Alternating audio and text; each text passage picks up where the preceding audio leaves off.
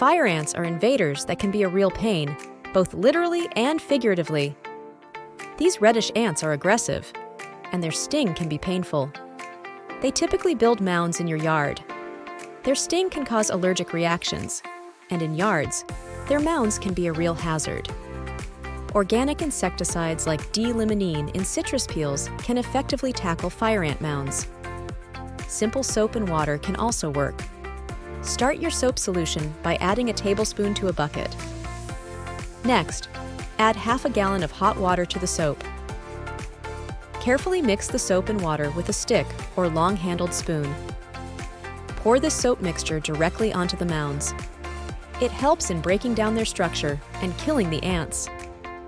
Diatomaceous earth is great for indoor and outdoor use. It acts as a barrier, keeping fire ants out of your home.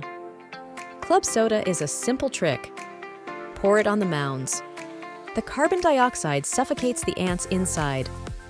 If you're dealing with 1 or 2 mounds, DIY methods work great. More than that, you might need some professional help.